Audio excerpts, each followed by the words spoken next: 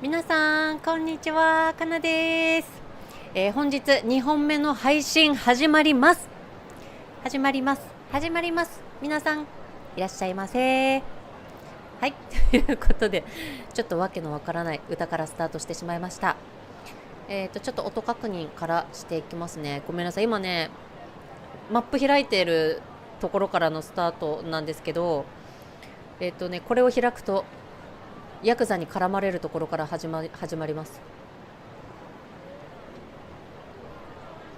大丈夫だね。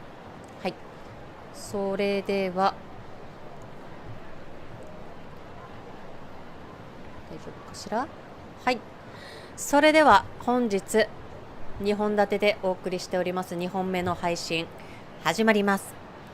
で今こっから東が仕切ってるねゲーセンシャルルに行って、みんな仲間たちとね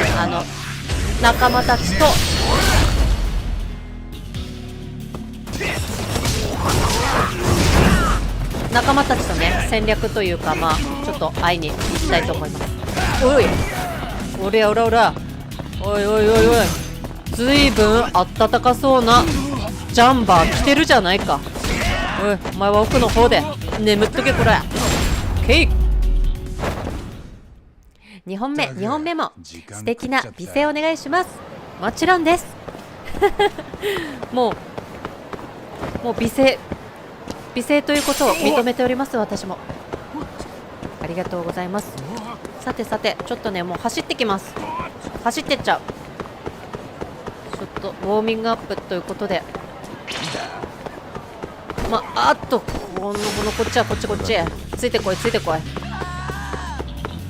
追いつけるもんなら追いついてみよう。ほら巻いてやるぜ。どんどん走ってゲーセンシャルルまで一っ走りです。伸縮性のあるコミ。おっとシャルルはどこ？シャルルはこの辺。ここか？ここじゃないか。もう一個そっちか。ここだ。シャルルあった。海藤さんにしばらく会ってないね。はい、来た。あ、そうだ、星野くんね。仲間たちもいない。あ、海藤さんいた。あ、そしてそうだ、海藤さんに声かけてもらったんです。仲間が揃った。しないでくださいよ。俺は遠慮なく仲間外れにしてくれていいんだぞ。っていうか、なんでここに集まろうとすんだ。でもいい人ですよね、東さんって。そう言いながらちゃんと場所貸してくれるんだから。ヤクザなめんなよ兄ちゃんそうやって凄むとむしろかえっていい人の部分が見えちゃいますよね。なんだと星野くんって見た目より気も座ってんだね。本当にね。案外腕も立ったりして。一応空手は3段です。そうなの？喧嘩で使ったことはありませんけどできる子だね。役者は揃ったみたいだな。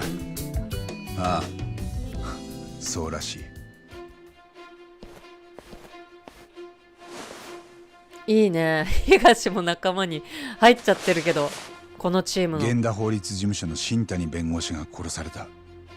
遺体は両目をえぐられてて、その手口からモグラが絡んでる可能性が高い。みんな手貸してくれるか？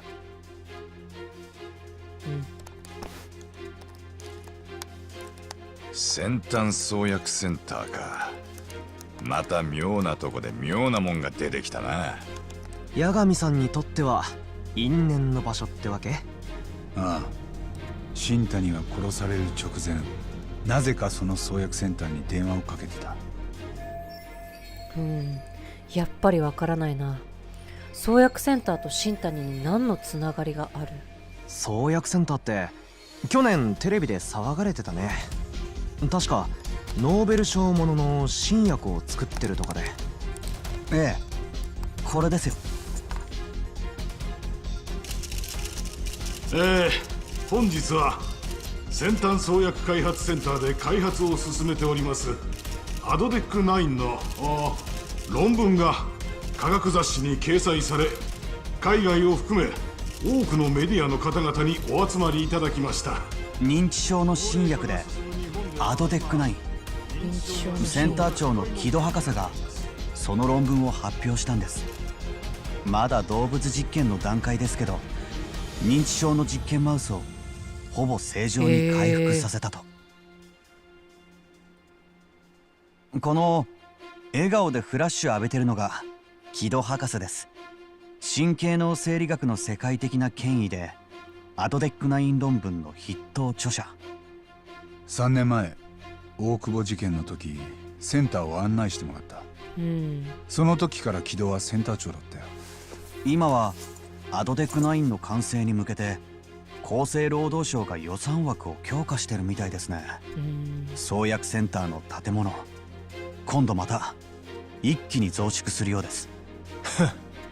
景気のいい話だな。だがよ、そんなとこにあの新谷がなんで電話してたんだ？それをこれから確かめるんでしょ。センターに問い合わせてさ。てめえ、人の電話勝手に。まずここの新谷さん電話使うのかがセンターの誰宛てに電話をかけたからね。ああ、それを電話だけでどう聞き出したもんかな。そこは腕の見せ所じゃないの、八神探偵。もうアイディアがあんのかな。私の脳内には1ミリもそんなアイディアないけど、どうやって聞き出すか。新谷と電話をしてた相手、新谷が創薬センターの誰にどんな電話をかけたか聞き出すんだ。先端創薬開発センター統合受付でございます。あ、もしもし、私は怪しいものじゃありません。私は怪しいものではありません。弁護士の新谷と言います。弁護士の八神、探偵の八神。怪しいものじゃありませんが、怪しいよね、一番ね。どうしよう。見られると興奮するタイプでもあり、緊張するタイプでもあるんです。こんなやから4人に見られたら、どうしよう。まともなの脳みそで判断ができない。そもそもまともじゃないのにどうしよう。どうしよう。怪しいものじゃありません。まず除外するものから決めてこう。探偵も多分ない。怪しまれるから。だから弁護士の新谷と八神と言いますだと誰ってなるから、初めましてになっちゃうからね。新谷先生だったら一度電話してるから、前話した人と繋いでもらえますでいけるんじゃないか。よし、これでいきます。源田法律事務所の弁護士で新谷と言います。はい。お前正解知ってたのかよ。教えてくれよ。昨日もそちらへお電話したんですが、またその時の方とお話ししたくて。昨日のものと言いますと、名前はお分かりになりますでしょうか。それがうっかりしてまして、なんとかそちらで分かりませんか？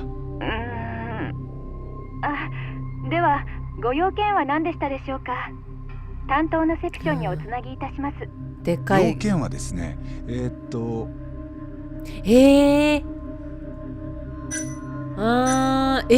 って、嘘。これってもしかして最初の選択でこの2つ目の質問も変わったのかっていうことかな。どうしよう。ちょっと待って。ここはもう何のヒントもないよ。だって新谷先輩が何で、もうここ噛んでいくしかないのかな。カムロ町での殺人事件関係ないからこれ削除。認知症の治療薬について、大久保新平の事件について、この2つのどっちかなんだけど、なんかね、さっきの話で認知症の治療薬についての方なんじゃないかなって思ってんだけど、モグラのことを何か知ってたんだよね、新谷先輩って。で、しかも、いや、ちょっとよくわかんなくなってきちゃった。ちょっと混乱してきた。もうこっちにします。認知症の治療薬についてだったと思うんですけど。もう一か八か。それだとちょっとわかりませんが、広報におつなぎします。よろしいですか？ええ。お待ちください。なんかあまりいい手応えじゃなさそうだね。お待たせしました。はい。広報では新谷様から昨日お電話はいただいてないとなるほどのことです。なるほど、ありがとう。じゃあちょっと別の別の部わかりました。署に別の電話部署にじゃ難しいな。もう創薬センターに直接行った方が早い。行けばなんとかなるの？俺も一応センター長とは面識もあるし、最悪無駄足でも構わないんだから。僕も行きますよ、八神さん。ほんじゃ俺は東と松金組の様子でも探っとくか。羽村の頭が消えたままだしな。なんだよ、また勝手にそんな。そういえばさ、八神さんが無罪にした大久保新平だっけ？今はどうしてるの？拘置所にいる。死刑囚は刑が執行されるまでずっとそこだ。八神さん、面会に行ったりとかは？いや、俺は一度も。なんでそんなこと聞くんだ？大久保って実際どんな人だったのかと思って、結構ニュースでも騒がれた事件だったから。八神さん、大久保を無罪にした時本当はどう思ってたの？マジで無実と思ってた？多分な。でもその後あいつ恋人を殺しちゃったんでしょ？それも八神さんが弁護してたよね。そうだ、エミちゃんを殺した大久保から俺は2度目の弁護を依頼された。ああ、その時も無実だと思った。大久保はそう言ってた。誰も殺してないって。ただ俺はそれを信じきることができなかった。法廷で彼の無罪を主張するたびにずっと吐き気を感じてた。じゃあ大久保は死刑で当然？もうそのくらいで勘弁してやれや杉浦。ちょっと立ち入りすぎた。いや、ならいいけど。なんでここまで聞いたのかな。八神さん、八神のことすぐ知ろうと行きますよねしたのかな。創薬センター。僕先行ってタクシー捕まえておきますから。いや、できる子公園前通りで本待ってます。当に星野くんすごいね。できる子だよ。星野くんが戦うところも見てみたいですね。オッケー、もうじゃあすぐ行くの前にちょっと仲間たちと話そう。創薬センターか。妙なとこで古い因縁とつながってきたよな。新谷先輩が誰と何を話してたのかだね。いやしかしこの距離本当に男同士の興奮する距離感。何か勘違いしてるのかもしんねえがな。俺はお前らの仲間になった覚えはねえぞ。少しは遠慮しろよ。とか言ってさ、しっかりさ話し合いにも参加してたし、まあいいやつだよ。ほんと星野くんが言ってた通り、そうやればそうやって言えば言うほどなんかいい人に見えてくるわ東が。公園通りここか。ここだね。八神さん、こっちです。タあクシーりがとう捕まえました。星野くん、ありがとう。よしじゃあ乗ろう。タクシーに乗る。ちょっとこの微妙な操作シビア。はい、どちらまで行かれますか？創薬センターが新たに出てきた。どこにあったの創薬センターって。出発いたします。こっから近いのかな。謎が謎を呼んでいますね本当に。もう杉浦くんはうわすごいね。だこれが関係してるんじゃないの？カジヒラ大手ゼネコングループのカジヒラ、大手ゼネコンのカジヒラグループ。創薬センターもなんか大きい組織の一部なんですってね。医療システム産業開発機構でしたっけ？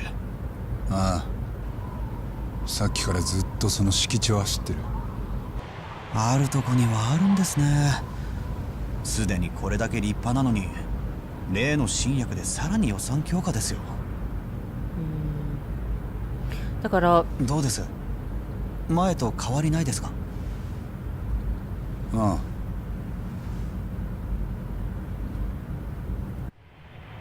すごい、先端創薬開発センター、すごいね。一つの町並みにカムロ町よりでかい。ちょっと待ってくださいよ、八神さん。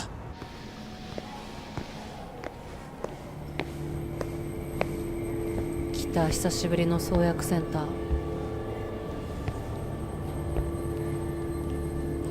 ここで大久保新平のが事件を起こして彼を弁護した。何緊張してんだ。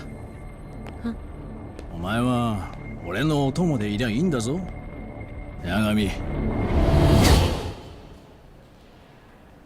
うわ、八神さん、もう置いてかないでくださいよ。先輩。どうかしました？いや、3年前と変わってなくてね。はい？ここは時間が止まってたみたいだ。八神さん。行こう。あそこに受付がある。どうやって聞き出すかだね。いや、先輩なんだかんださ、喧嘩もいっぱいしたけど先輩だったもんね。なんか最初からね、弁護士のいろはも教えてくれて。お約束でしょうか？いえ、源田法律事務所の星野と言います。星野くんどこ？こちらは同じく八神。星野くんいない。昨日カムロ町で起きた殺人事件のことで来たんですが。こっちにいるみたいだ。新谷といううちの弁護士が事件の被害者でした。彼は亡くなる前、こちらへ電話していたようなんです。その相手がどなただったか調べていただけませんか？申し訳ございません。そういった個人情報にはお答えいたしかねます。すごいストレートに言ったね。ならセンター長の木戸さんと話せますか？以前お会いしたことがあります。弁護士の八神といえばわかるかと。八神さん、あれ木戸さんですよね。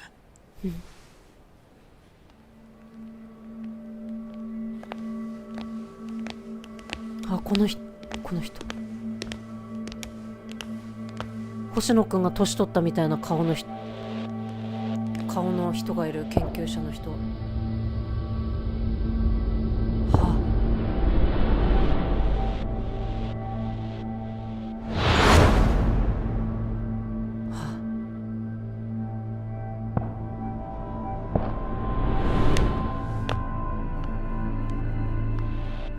いい加減、あとはそっちでやってもらいたいんだけどね。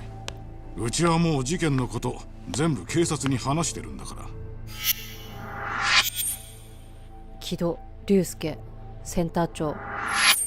いや、センター長、ごもっともなんですが、どうしてもこいつが事件の現場を見ておきたいというもんで、手短に済ませますよ。調子いいこと言わないでください。俺は納得いくまでやりますよ。3年前先端創薬。あの大久保って男、まだ犯行認めてないの？いやー、往生際の悪いやつで、だってあいつの自供した場所から死体が出てんですからね。でしょ？ならパッパと裁判やっちゃってよ。たく出入り業者のおかげでほんといい迷惑なんだよな。大臣からも早く収めろって矢の催促でね。大臣と言いますと厚生労働大臣？当たり前でしょ。うちの予算は厚労省から出てるんでね。センター長、ポイントになる場所さえ教えてもらえればこっちで適当に見て帰ります。どうぞお構いなく。勝手にうろちょろされたくないんだよ。だからあとは彼女が案内する。寺沢君、こちら弁護士の新谷先生と八神です。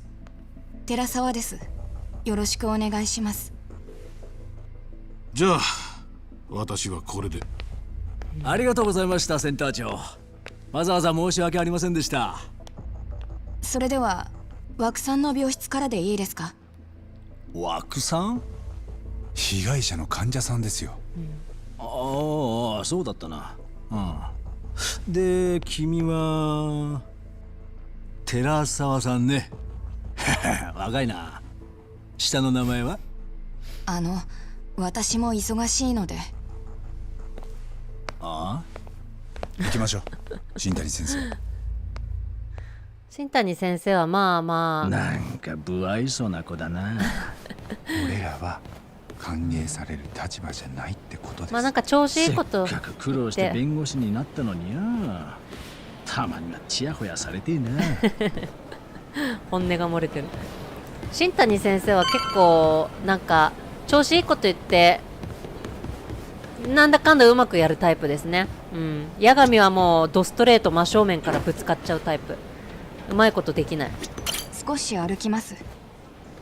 それぞれのやっぱりやり方、弁護士のやりとしてこののやり方があるんだね。先がセンター付属の入院棟で、4階に枠さんの病室があります。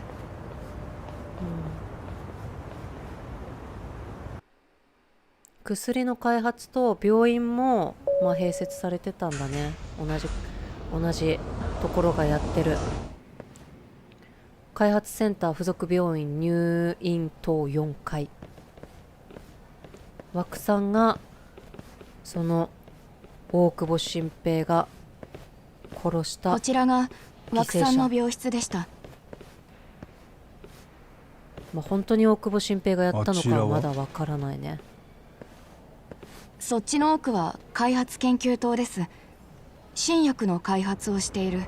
あゴールドのカードキーがないと入れません。私も持ってませんけど。ゴールドの？一応うちのセンターの心臓部ですから。じゃあ向こうは厳重なセキュリティで守られた別世界ってわけか。行くぞ、八神。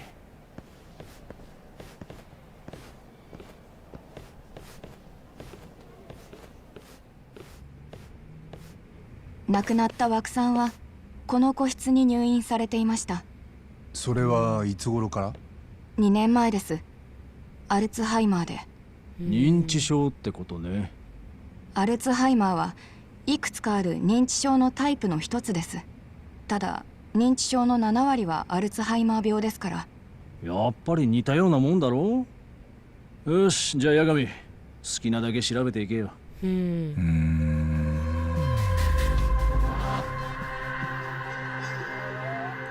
ーい、How's my かなちゃん Finally got to see you since I couldn't sleep. Thank you for wake up. Thank you. Wake up, wake up, wake up. Don't sleep.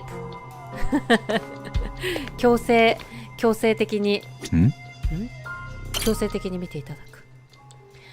寺沢さん、創薬センター附属の入院棟ナースだ。新谷先生が慣れ慣れしくしたせいかすげえ不愛想な態度。すごい可愛い顔ですね。キリッとしたお目目で。もともとの性格かもしれないけどな。もともとの性格っぽそうだよね。まあまあ調べるか。なんだこれは。ゴミ？薬？これを見たいんだけど、ゴミか薬か。薬のなんか袋っぽい感じもするけど。怪しい。この個室、被害者が亡くなってから他の人は？誰も使ってません。患者は事件当日の朝、ここから消えていたんでしたね。ええ。殺害されて運び出された。私には分かりませんけど、多分。仮にそうだったとしてどこから運び出したんだ？窓を調査。窓ははめ殺し。枠さんが窓から抜け出したってことはないな。出入り口を調査。お、新谷先輩、今はなき。怪しいな。ここなんだ、この窓なら廊下からもこっちが見えるな。もし部屋の中に異変があればみんなすぐ気づく。スタッフが少ないのですぐかどうかは。廊下はよく人が歩いてますけど、認知症患者の方がほとんどなんです。こんなにでかい病院なのにスタッフは少ないんだ。廊下からだとどんな風に見えるのかな。部屋に異変があれば廊下から見えるか。部屋の中はもういいだろう。十分だ。そうですね。じゃあ小さな小窓だね。まあ個室だからね、プライベート守るために。病室の様子、廊下からもある程度わかるか。新谷先生、ちょっとベッドに寝てみてくれます？おう、ベッドに寝りゃいいんだな。じゃあほら、せっかくだし寺澤ちゃんも一緒に横になってみよう。それはダメだ。それはダメ。新谷先冗談輩。だよ。まあわかるけどさ。寝てる人の顔は見えないな。うん。病室の外からじゃ。なあ、別に新しい手がかりなんてなかったろう。いえ、現場見なきゃわからないこともありましたよ。もう事件から日が経ってるし、警察もやることやってんだ。大久保新平は黒だよ。本人は無実を訴えてます。でも事件を整理してみりゃその可能性は相当低い。一度事件を振り返ってみるか。大久保新平の事件を振り返る。これちょっと思ったんだけど、大久保新平はめられたんじゃないの？なんかすごいバックに大きななんか組織を感じる。梶平グループも多分梶平政治家が絡んでるでしょ。でそれ多分前出てきた風見大臣、厚生労働省の大臣が絡んでてお金出してて、でその風見大臣にお金流してるのが、裏金流してるのが大手ゼネコンの梶平グループなんじゃないの。でそのめちゃめちゃ考察しちゃってますけど、でその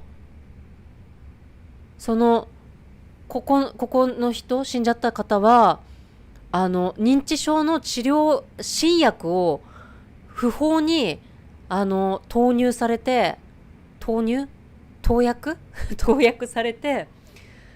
で間違って死んじゃったんじゃないの。本当は死ぬはずじゃなかったけど、でそれで大久保新平はめられちゃったんじゃないのって。でそれをで今の日本の法律だと2人殺人して死刑だから、確かそうですよね。だから恋人まで殺されたっていうことなんじゃないの。単純すぎる。ここで一旦事件を整理してみます。私の考察。ここまでの望むところだ。よし、いいか。被害者はこの病室の入院患者だった涌光一、66歳。事件当日の朝8時半、ナースたちが涌の不在に気づいた。涌は認知症患者で、初めは院内のどこかを徘徊しているものと思われていた。しかし見つからず、夕方には捜索願いが出されている。認知症患者が人目にも触れず一人で外へ出たとは考えにくい。そのため警察は涌が何者かに連れ去られた可能性に注目。センターに出入りする車両を全てチェックし、浮かび上がってきたのが出入りの理念業者大久保新平だった。その後大久保は涌の遺体を山に埋めたとその場所を自供。被害者が病室から消えて3ヶ月後、ようやく奥多摩山中で腐敗した遺体として発見された。死因はおそらく窒息死。ただし詳しくは特定不能だ。ここまでで何かご意見は？八神先生。ありますね。大事な情報が抜けてます。なんだよ。大久保君は殺しについては無実を主張。認めたのはあくまで死体を山に捨てたこと認めてんだ、だけです。そこは。被害者の死体を遺棄した人間が必ずしも殺害も実行したとは言い切れない。もしここを譲れば大久保君は裁判するまでもなく有罪確定だ。ああ、大事なことといえば、奴が障害の前科持ちってのもポイントだな。そうだったんだ。恋人を殴って指の骨を折った。それは6年も前の事件です。酔って気が大きくなってたし、まだ10代のガキだった。ガキなら女を殴ってもいいのか？いえ法律が許しても俺が許しませんね。かっこいい。かっこいいね。ただそれで大久保君が今回も有罪っていうのは乱暴すぎます。事件当日のことを大久保はこう言ってる。病棟からシーツを回収してセンターを出たのが午前10時。その時いつの間にかトラックの荷台に被害者の死体が紛れ込んでいた。誰がそんな言い訳信じんだ？だからまず弁護人が信じなきゃ。あのな、この後また大久保と接見だろう。そこで無罪は無理だってはっきり言ってやった方がいいぞ。もうここはいいですか？次は大久保のトラックが止まってた駐車場を頼むよ、寺澤ちゃん。寺澤ちゃんはどこまで知ってんだろう。事件に絡んでいる場所はあとそこだけだ。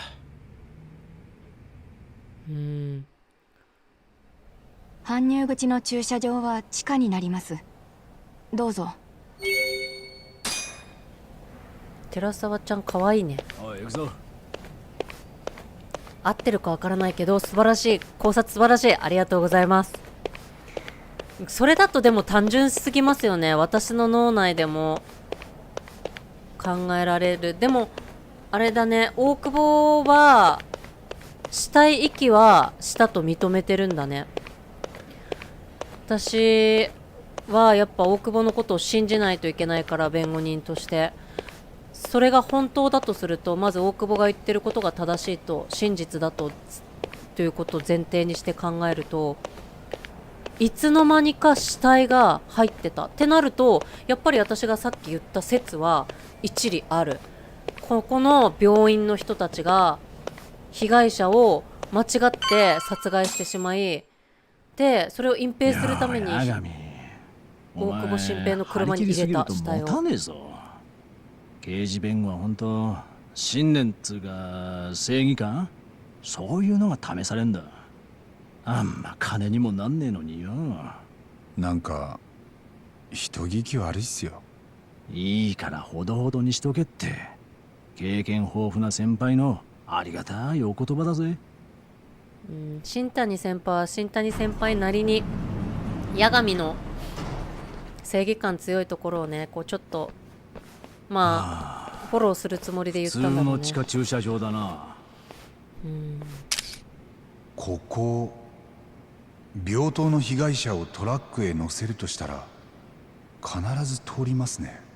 そうですね。おう、八神、ね、これ見ろ。理念業者がシーツを回収するときはこのランドリーカートが使われる。大久保は事件当日もこいつで病室を回ってた。でこの中になら被害者の死体を隠して運び出すことができる。確かに。十事件の日分な大きさだ。大久保君のトラックが止まってた場所はど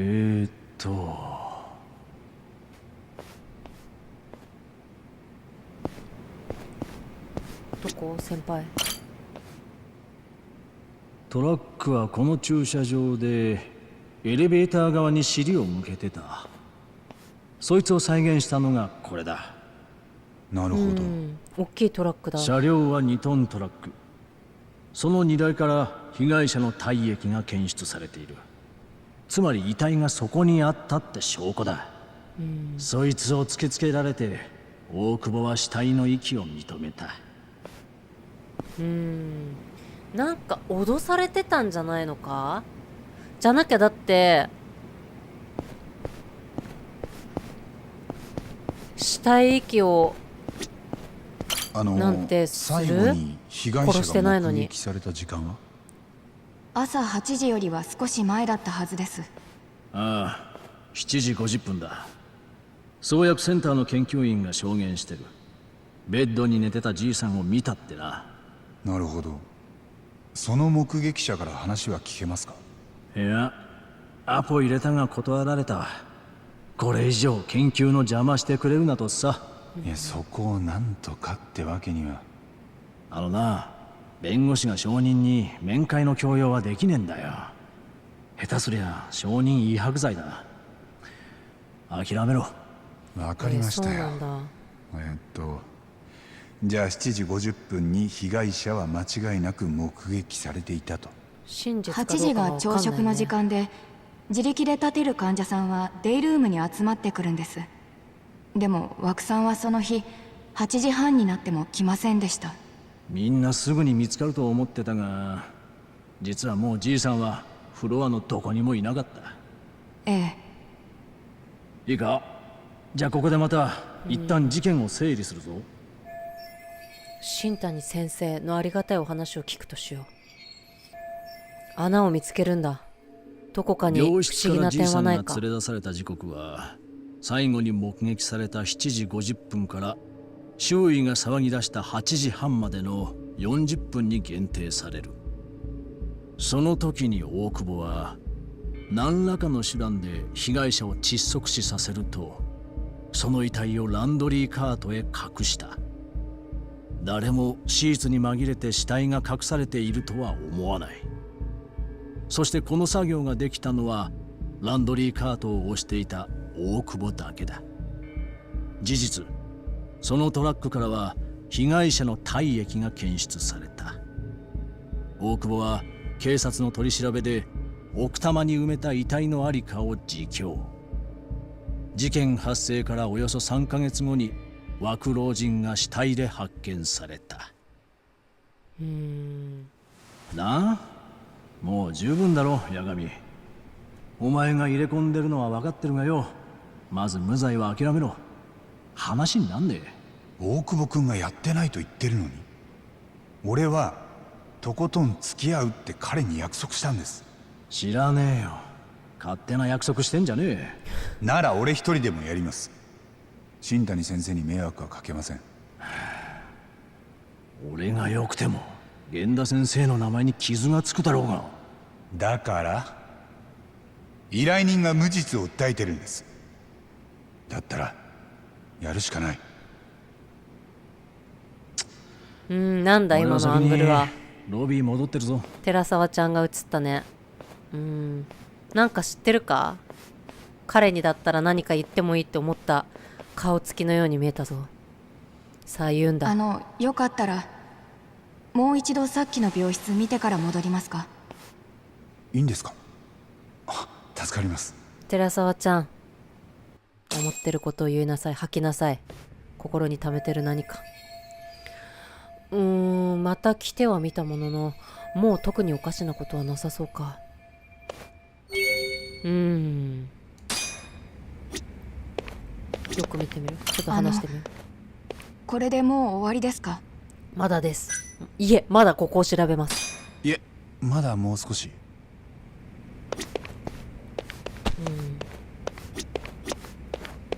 被害者は事件当日の朝までここにいて消えた。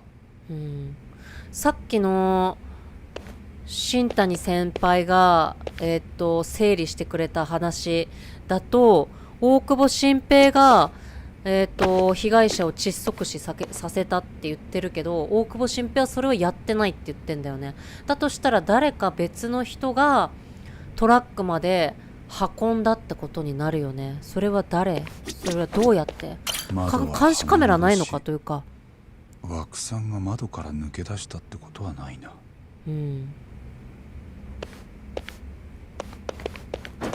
監視カメラ、認知症の人のところにさすがに部屋に監視カメラはないか。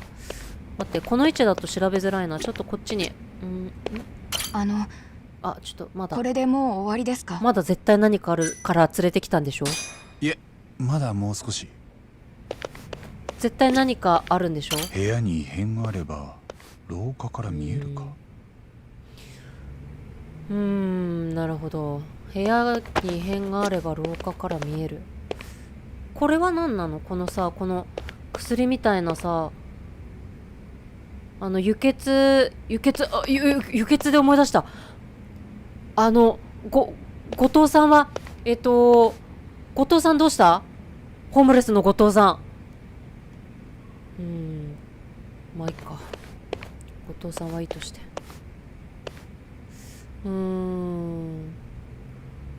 被害者が暴れてなんか壁とかに傷をつけたとか様子はなさそうか。これ調べるがないんだね。寺沢と話すだからまだ苦しんでます。まだ苦しんでます。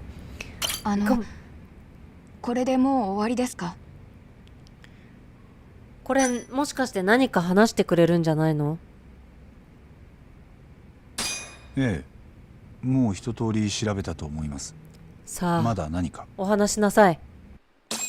胸の苦しみを話すんだ。大久保さんはどのくらいの罪になるんですか？え？もし有罪になったら。10年とか、もしかしたらもっと。正確な予想はつきません。じゃあもし罪を認めたら大久保さんの刑期は短くて済む？裁判長の心証は良くなります。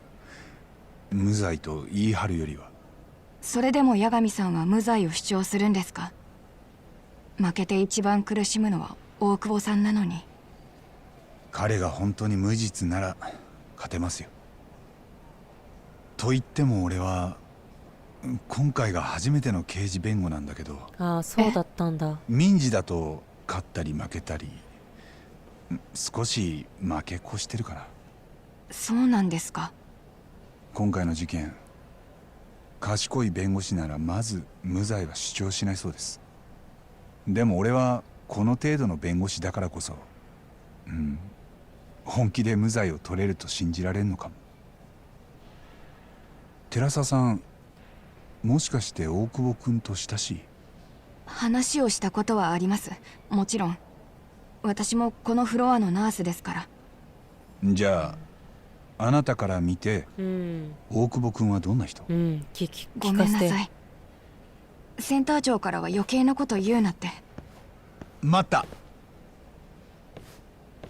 もし心に訴えよう。心に何かあれば連絡を。人の善意に訴えよう。大久保君のために全力で弁護します。でも勝つためにはもっと大勢の力が必要なんです。多分いいね、寺澤さんの力も。いいね、響くね。響いたぜ。響いたぜ。ビンビンに響いたぜ。私には。寺澤ちゃんにも絶対に響いてるはず。さっき創薬センター見てきたよ。現場をこの目で確かめようと思ってね。それでどうでした？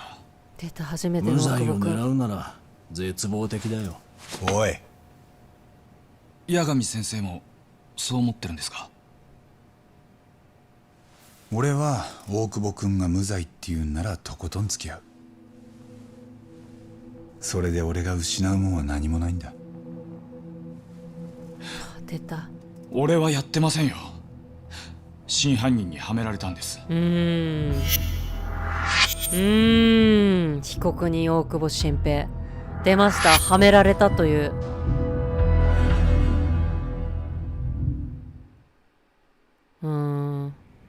事件のあった日、大きな権力だな。君は創薬センター附属の入院病棟にいた。そして午前8時頃から病室のシーツを回収して回っていた。ええ、それは間違いないです。で、その時枠さんの鼻と口を塞いで殺し、ランドリーカートに隠して運び出した。違います。俺が枠さんの部屋に行った時はもう誰もいなかった。監視カメラはないの？俺はあの日一度も枠さんを見てません。分かった。信じる。シーツを回収し終えた朝10時頃、君は病院を出る間際、自分のトラックの荷台に被害者の死体が積まれていたことに気づいた。それは事実です。そして警察に通報するか迷った末に、君は死体を隠すという選択をしてしまった。裁判ではこの死体遺棄の事実が俺らにとって圧倒的に不利な材料だ。傷害の前科があるから警察は俺を疑うに決まってました。だからそれに枠のじいさんとは前にトラブルがあったんだって。トラブルって急に何の話です？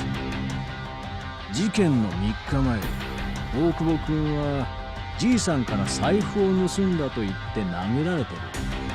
創薬センターで聞き込んできたよ。いつそんな話を？お前が寺沢ちゃんと2人でいた時にな。これでもちゃんと仕事してたんだよ。仕事してんね、ちゃんとね、新谷先輩も。それより大久保君、本当に枠さんの財布を？違うんだよ。物取られ妄想って言うんだってな。認知症の症状で大事なものを盗まれたと思い込んじゃ周りを責めるらしい。はあ、手間かかって大変だよな。身に覚えもないのにいきなり泥棒呼ばわりだ。ショックだったろ。で、君はじいさんに殴られて危うく殴り返すとこだった。でも殴らなかった。だから後日殺したんだろう。いや、飛びすぎ、飛躍しすぎ話。そんなことで人を殺したりしません。俺も無邪気にそう信じられたらいいんだけどな。大久保君、女を殴った前があるし。どこかに真犯人がいるんですよ。そいつが俺をはめたんです。俺じゃない。犯人は別にいるんだよ。そいつはどっかで俺らを見て笑ってるんだ。落ち着け。悔しいよね。八神先生はもどかしいよね。俺が無実だって信じてくれますか？信じてるよ。じゃあ次からは一人で来てください。新谷先輩は邪魔者はもう来ねえよ。あとは八神先生に任せた。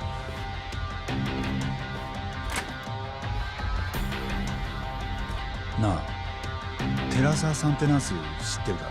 結構可愛い子。大久保君を心配してたよ。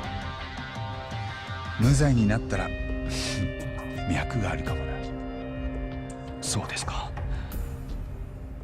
失礼します。今のはちょっと大久保くんを動揺してる大久保くんを元気づけるためにね言ったジョークだね。まあ彼には彼女がいたんだろうけど、この時点で新谷のやつ、やっぱり放り出しやがったか。あいつは粘りがなくていけねえよ。けどこれでもう俺の案件です。一人でやりますよ。そっか。最初2人でやってた案件だったね。新谷先輩のなんか補佐的な感じでいたのかな、最初は。あれだね、八神は八神さん、なんだ沙織ちゃん。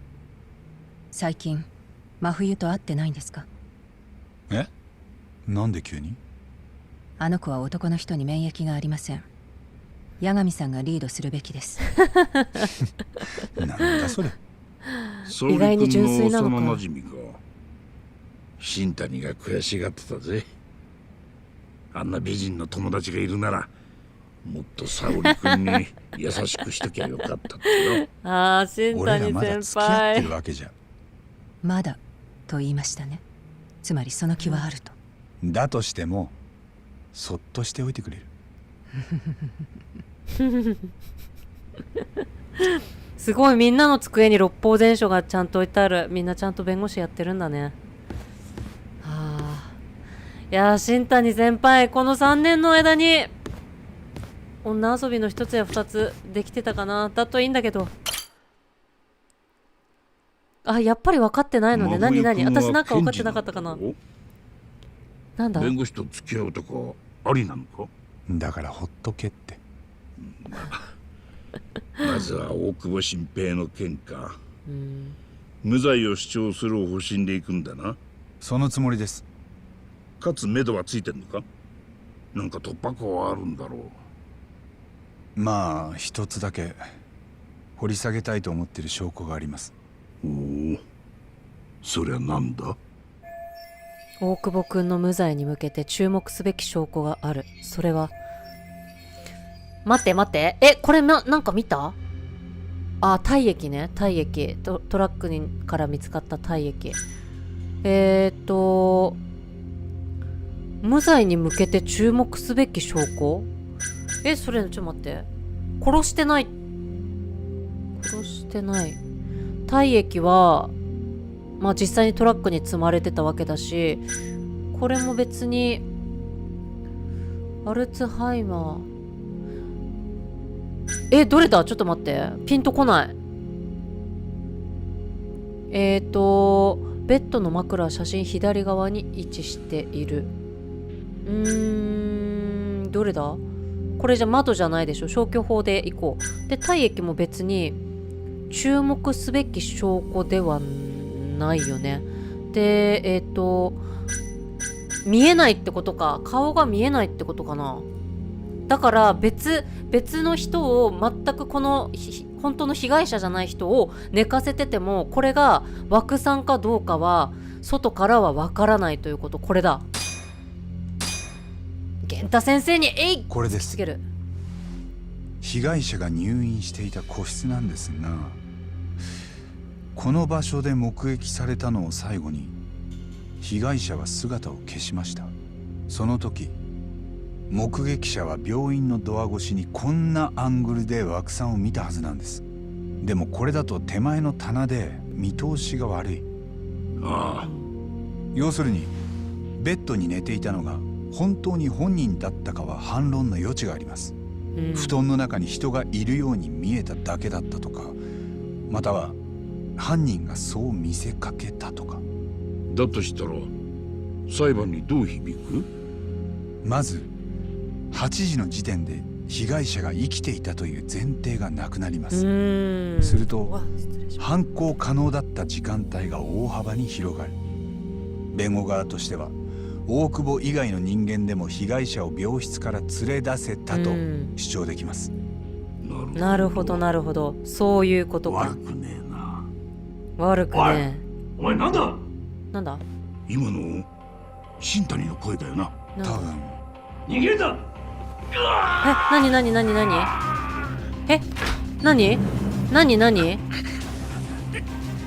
今のやつがうちを盗み聞きしてて。盗み聞き？で、いきなりスタンガン押し付けてきやがってよ。いけ。おい、女性？ジャンプ。ちょい待って。ちょい待てよ。オッケー、興奮するぜ。謎の女追ってやる。絶対女の子だね、あの走り方は。絶対こけない。こけてたまるか、こんなところで。絶対こけないぞ。西暦2080年。ちょっとよそ見してる。よそ見してるわけにはいかねえんだ。追うぞ。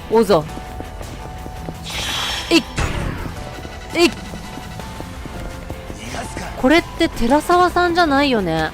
寺沢ちゃんじゃない？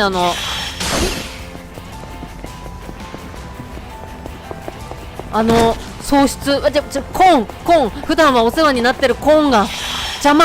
お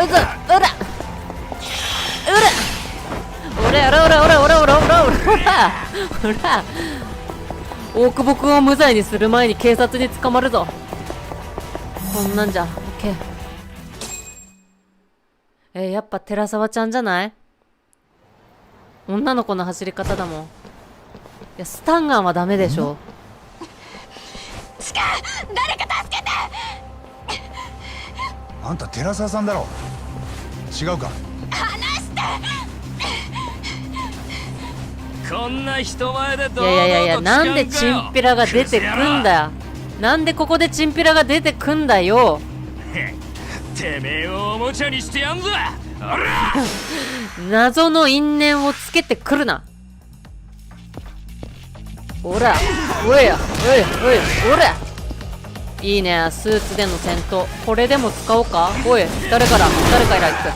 おい、誰から行く。おいや。おい、ギャラリーが見てるとがぜんやる気が出てくるってもんよ。おい、おら。邪魔すんなよ。はい、これで、はい、ゴッボン、おい、やってやるぜ。おい、かかってこいや。ほら、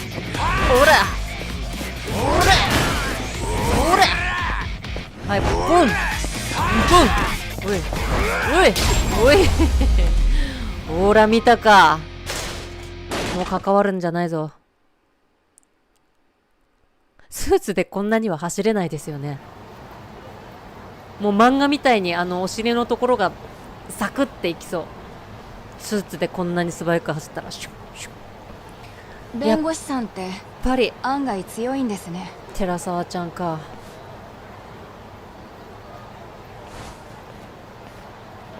スタンガンはいけない子だね。スタンガンは良くないよ。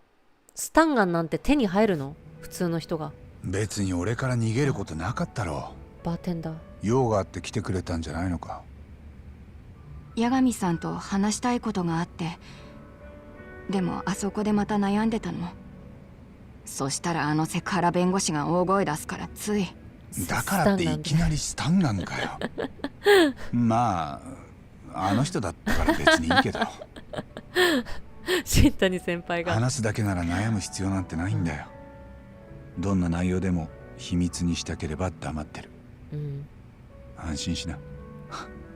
弁護士の守秘義務ってやつだ。ここまで来たことにもう意味があるね。何か枠さんを最後に見た目撃者がいますよね。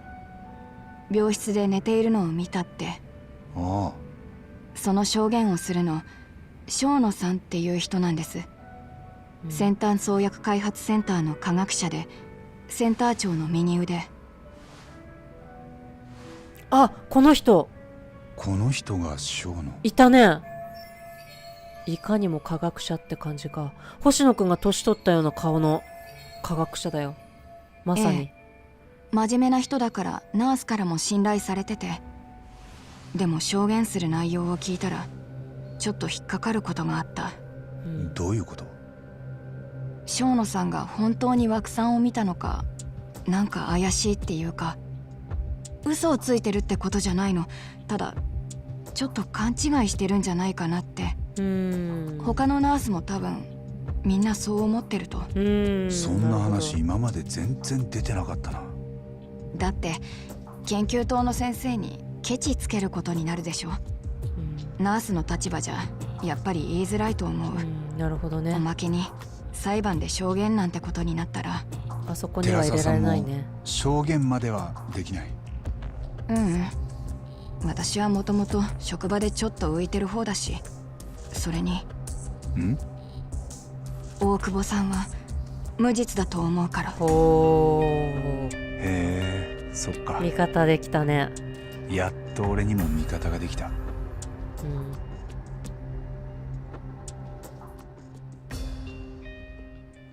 まさか大久保くんの彼女って寺澤ちゃんじゃないよね。無実になった後彼女になって。私は先端創薬開発センターの研究員です。センター付属の入院棟ではさまざまな新薬の臨床試験が行われてまして、それで事件の日もいつも通り患者さんたちの様子を見に行ってました。出た、小野浩二かな、幼児かな。それは何時頃でしたか？泉田健二。7時50分頃です。確かですか？患者さんたちの朝食はいつも8時と決められてます。記者もいるね。ですからあの日だけでなく、私はいつもその時間に入院フロアのデイルームへ行くんです。デイルームというのは？ええ、自力で立てる患者さんは各自の病室ではなく、そのデイルームで朝食をとります。そして私はナースが食事を介助する脇で患者さんたちから体調や薬の感想を聞き取るんです。生野さんはそこへ向かう途中、被害者の病室を通りかかったわけですね。はい。その時に枠さんの姿を目撃された。はい。どのような状況で枠さんを見られたんでしょうか？病室のドアには窓がついていて、廊下からも覗くことができます。こちらが病室の様子ですね。そうです。私は廊下にいて、その窓越しに枠さんを見ました。枠さんは布団をかけた状態でベッドで眠っていらっしゃいました。その時刻がだいたい7時50分頃です。以上です。自信満々の泉田健二、ありがとう。八神先生、今更だけど、なんであの子が証人に？向こうから申し出てきたんだけど、なんかまずいのか？いや、別に。この子さ、下の名前エミちゃんじゃないよね。そんな感じがしてきた。やだ。まさか殺されたのって寺沢エミちゃんなの？この子なの？よし、こっから弁護人として盛り返していこう。寺沢さん、先ほどの生野さんの証言は聞かれてましたよね？はい。聞いていてどう思われました？科学者として正確な言い方をしてないと思いました。そして医者としても患者に向き合っていなさすぎると思います。もう少し具体的にお願いできますか？かっこいいな。生野さんは枠さんが病室で寝ていたと言っていました。でも廊下の外からそれを確認することはできなかったはずです。今の寺沢さんの証言を示す証拠があります。裁判の様子ってこんな感じなんだね。この検事と弁護士のそれぞれのこの証拠と証人の証言を聞いて裁判官たちは判断する。当たり前のことしか言ってない。当たり前のことしか言ってないけど、生野は枠老人を確認できるはずがなかった。そのことを示す証拠は、廊下の窓からは被害者の顔までははっきりとわからない。こちらをご覧ください。被害者の病室をドア外から撮影した写真です。つまり生野さんが枠さんを目撃した時もこんな風に見えたはずです。ちょっと待って、でもこれにはちょっと穴があるかもしれない。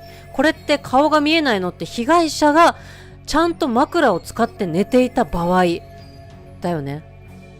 相手はアルツハイマーの方、枕を使わずにうずくまって真ん中で寝てた可能性もある。この証言が原因で寺沢さんがそしてこの証拠が示す事実が何かといえば、ちょっとなんか穴がある気がしてきたけど、犯人は目撃者である。違う。生野の目撃証言は嘘。被害者はすでに死亡していたとは言い切れないし、犯人は病室に隠れていたとも言い切れないよね。だから目撃証言は嘘とまでは言い切れないんだよ。でもこれだから難しくない？嘘とまでは言い切れなくて真実かどうかはわからないが正しい気がするんだけど、これ違うでしょ？すでに死亡していたも違うし隠れていたも違うから、これか。生野さんが被害者の枠さんを見たという証言は嘘でした。何？なぜなら生野さんが見たものは枠さんであるとは限りません。単に布団の膨らみを見ただけの可能性がある。にもかかわらず、枠さんが寝ていたとの証言は明らかに誇張しすぎです。嘘になるね。そうでしょうか。不確実だから。常識的に考えれば枠さんが寝ているとしか。私たちナースは患者さんの状況を見る際には必ず入室します。枠さんのこの病室の場合、廊下から室内を覗き込んだだけでは何も分かりません。以前布団の膨らみを見て患者さんがベッドにいると思い込んでいると、デイルームでお食事中だったということも実際に何度かありました。リアルに患者をね、布団の中に枕が入り込んで人がいるように見えてしまってたんです。ここは大事なところです。検察は被害者が病室から運び出された時間を生野さんの証言により7時50分頃から8時半までとしています。そしてその間、枠さんの遺体を隠して運べたのはランドリーカートを押していた被告人しかいなかったと。だから大久保くんは枠老人でいいの？枠老人ってなんかおかしくない？枠さんじゃダメなの？殺せた唯一の人間とされた。しかし生野さんの証言が正確でないなら、例えば犯人は前日の夜人目につかない時間に枠さんを連れ出すこともできます。そしてその後隙を伺って被告人のトラックにその遺体を隠すということも、つまり今回の犯行が被告人以外にも十分可能だったということになり、検察の主張は根本から覆ります。はい、その通り。裁判長、この新たな証言を踏まえ検察側証人の生野氏に対して再度尋問させてください。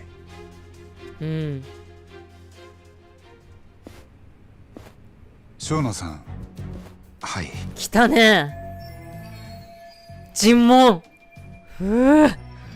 さっきの証拠と寺澤さんの証言が聞いてるはずだ。生野はどう答えるか。もう駆け引きだね、これは。なんかゲームではないが、人一人のもう有罪か無罪かがかかっているが、ゲームみたいなもんだ。なんかいかに動揺させるかとか、いかに引き出すか。単刀直入に伺います。あなたは事件当日の朝、枠さんの病室の中に何をご覧になりましたか？ベッドで眠っている枠さんだったと思います。はい、怪しくなってきた。はっきりと枠さんの顔を見ましたか？よく覚えてません。強がるな。ではベッドにいたのは別人だった可能性があります。もしくはただ単に布団が膨らんで見えていただけで誰もいなかったのかも。そうではありませんか？異議あり。弁護人の意見を押し付ける質問です。弁護人は質問を変えていただけますか？これ押し付けになんの？あなたが見たのは枠さんだったと間違いなく言い切れますか？言い切れないかもしれません。いいよ、正直に。ここは尋問は以上です。正直に言うとこだからね。ここで一つ検察に申し上げます。は？検察側の証言が崩れた。検事が動揺している今がチャンスだ。すごいね、戦略家だ。被告人は犯行がわずかな時間帯に行われたという前提のもと、ただ一人の被疑者として起訴されました。しかし正確性に欠ける目撃証言が崩れた今、犯行は被告人以外の人物にも十分可能だったと考えられます。そこで検察は控訴取り消しはお考えになりませんか？もうこの裁判自体が時間の無駄にもなりかねませんので。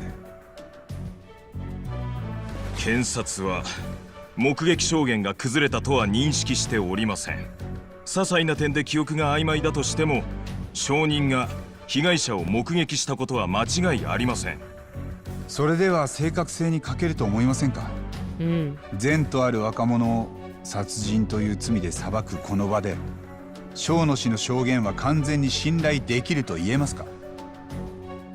生野氏は誠実な科学者です。関係ない。幼い頃に認知症のおばあ様の姿を見て育ち、その特効薬を作ろうと苦学の末に先端創薬開発センターで指折りの科学者にまでなった。日夜研究し、そして患者をいたわる気持ちから日々巡回していたことで今回の目撃証言につながったんです。一人響いてる。その証言を完全に信頼できるかと聞顔のかれれば人がいる。間違いないと答えるほかありません。すると検察はこれまでもこれからも生野さんが言うことなら何でも頭ごなしに信じると、そういうわけですか？すごいね。つくね。証人の肩書きを信頼しすぎて、うん、証言への裏付けが不十分だったのではありませんか？証人の肩書きに左右されることはありません。検察は DV の前科を持つ被告人の証言にさえ聞く耳を持っています。くそ、ここで大久保くんの過去を持ち出してくるか。もうこれはもう何のための戦いなの？真実をお互いに見つけるんじゃないのか？6年前、被告人の当時の恋人は指を骨折させられ、今も後遺症が残っています。原因は飲酒と些細な日常生活での行き違いでした。異議あり、異議あり、関係ありません。今回被告人は事件のあった数日前に被害者の枠さんから財布を盗んだと疑われ、顔をはたかれています。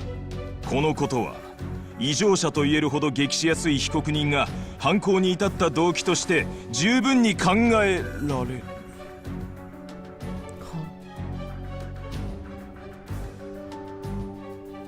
なんだ？どうされました？退廷しないのであればお座りください。どうした？寺沢さん？大久保さんは異常者じゃありません。6年前に暴力を振るってからは一滴もお酒を飲んでません。彼女？勝手な発言は控えてください。彼女なんじゃん。枠さんに殴られたことも認知症の症状の一つと理解してました。だから恨みなんてしない。それが殺人の理由なんて考えられない。寺沢さん、もういい。大久保さんにだっていいところはいっぱいあります。今すぐ退廷を命じます。確かに愛想はいい方じゃないけど仕事熱心だし、約束は絶対に守るし、大久保さんは万が一自分が有罪になったら私に迷惑がかかるから、だから私に証言はするなって。だから弁護士にさえ私たちが付き合っていること絶対に言うなって。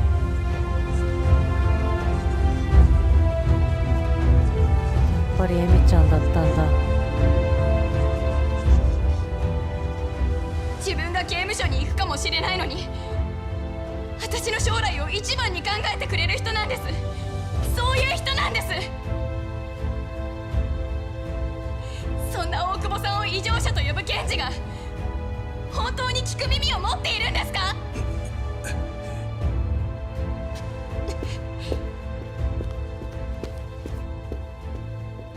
それからも審理は続いたが、彼女の捨て台詞が判決の行方を決定づけたように思う。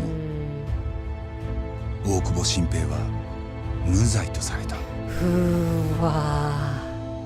しかしそれからわずか一月最悪だ。その大久保の手によって寺沢恵美は無残な姿に変わり果てた。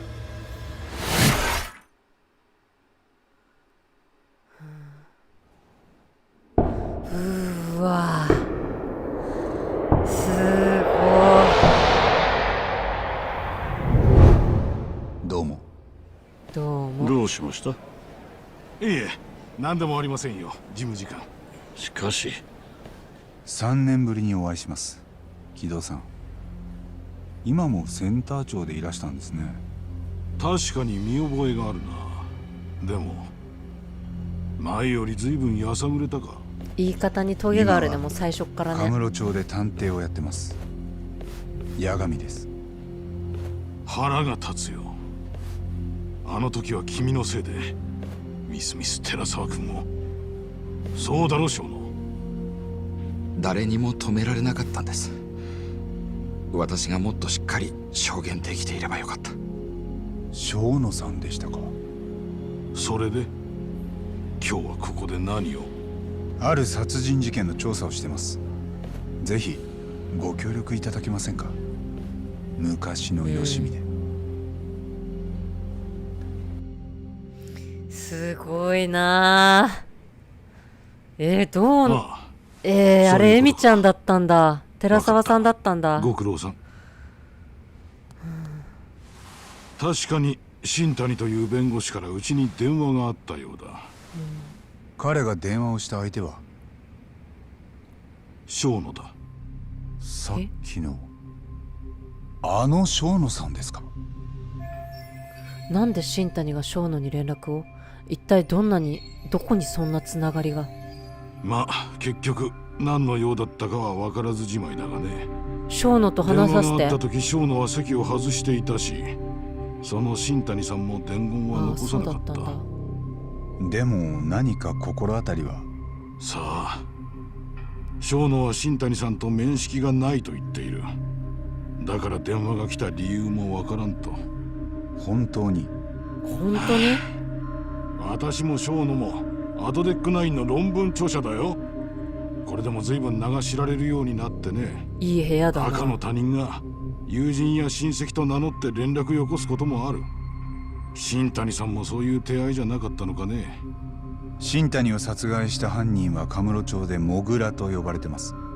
これまでに他にも3件ヤクザの目をえぐって殺してる。その事件はご存知ですか？ニュースくらいは。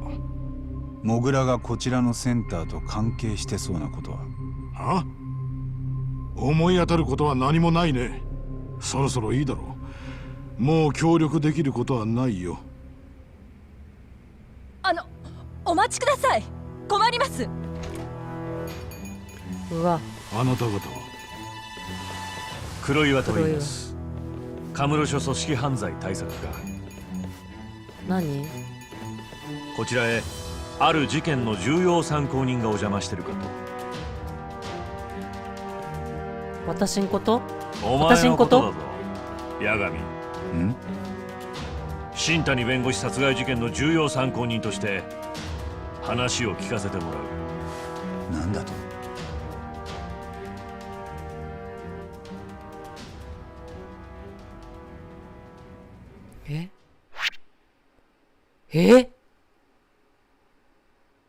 終わり？白昼も終わり？白昼も終わり？ちょっと待って。重要参考人って、ただのあれでしょ？なんか別に容疑者の一人ってわけじゃないですよね。重要参考人だから、容疑者の可能性がある人として連れてかれるわけじゃなくて、ただ重要参考人ってそういう意味？容疑の疑いをかけられてる人って意味じゃないですよね。重要参考人だから普通に、なんだ本当になんだどういうことってなってます、今。重要参考人って、そりゃだって八神の、探偵事務所から、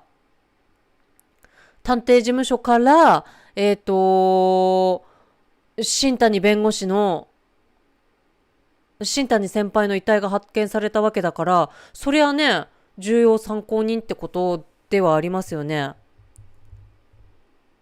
そういうことでいいのかな？なんで星野くんなんでってなってたんだろう。重要参考人って容疑者の一人っていうことなのかな？ちょっとよくわからない。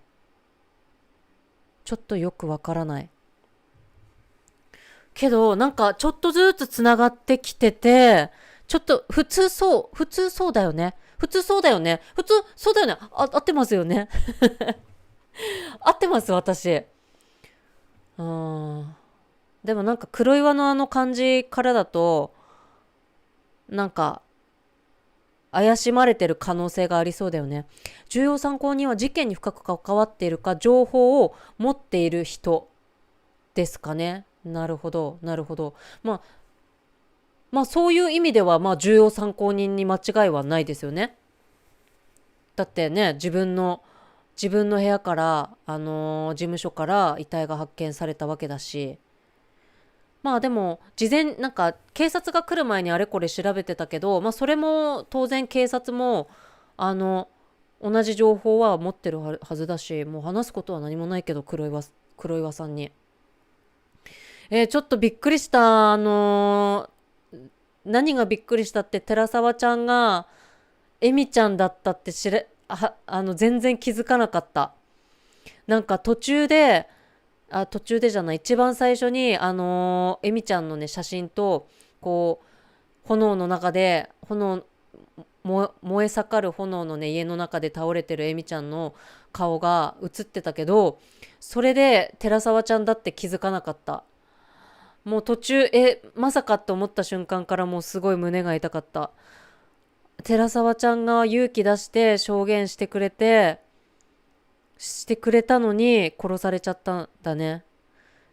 でも大久保新平のエミちゃんが殺された後、警官に連れて行かれた時の顔の形相、鬼のような形相は絶対にあれは黒だろって私最初に思いましたけど、あれは大事な恋人がなんでって、これは絶対はめられてる、なんでこんなことにっていう、もう頭が真っ白になった状態だったから、ああいう顔だったってことだね。私は大久保新平くんを信じてる。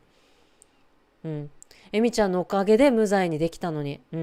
なんか途中エミちゃんが発言しちゃダメなところで発言してたじゃないですか。証言台じゃないところで。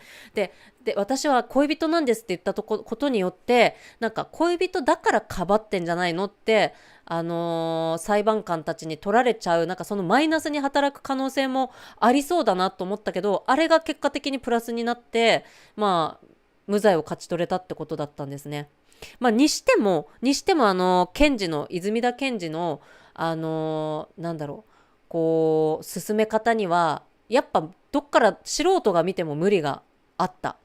で、八神のなんだろうな、立証の仕方、大久保新平が無罪だというその立証の仕方はすごいロジカルで筋が通ってたから、泉田検事のなんか失態でもあるよね、あれはね。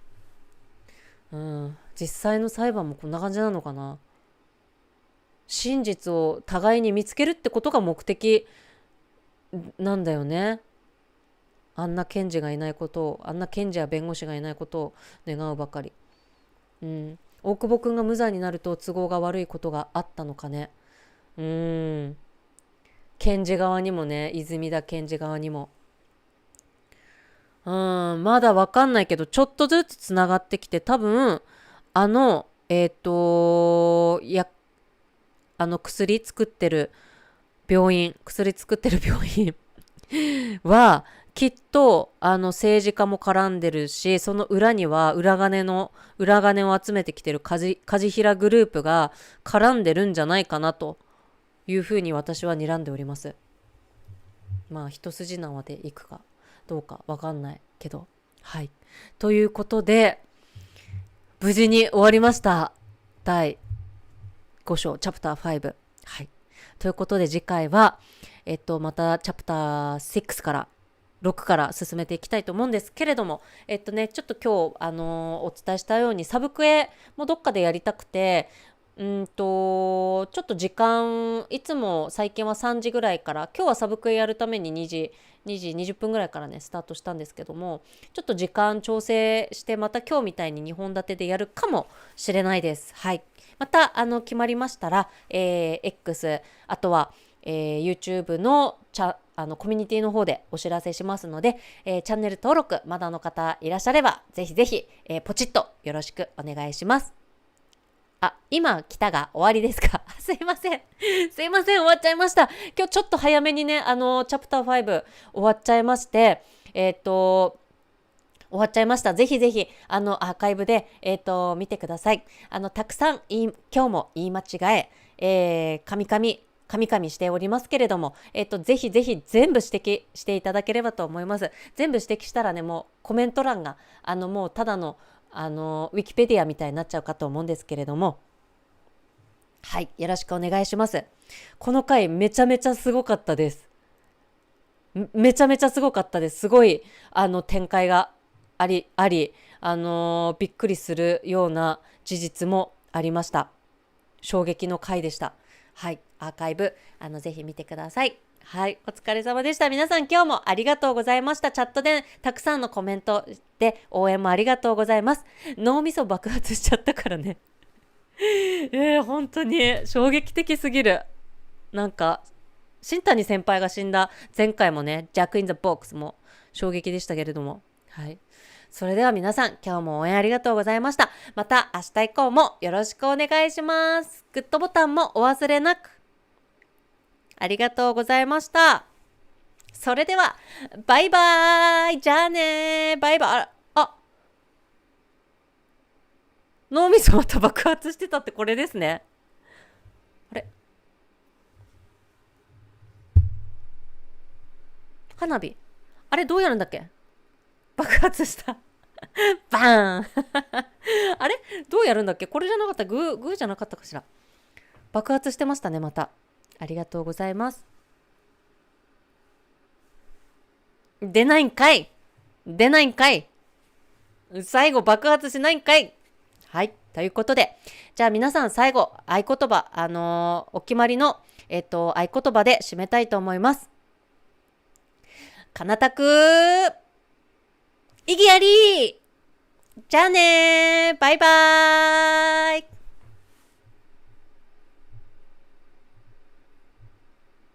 こんばんは。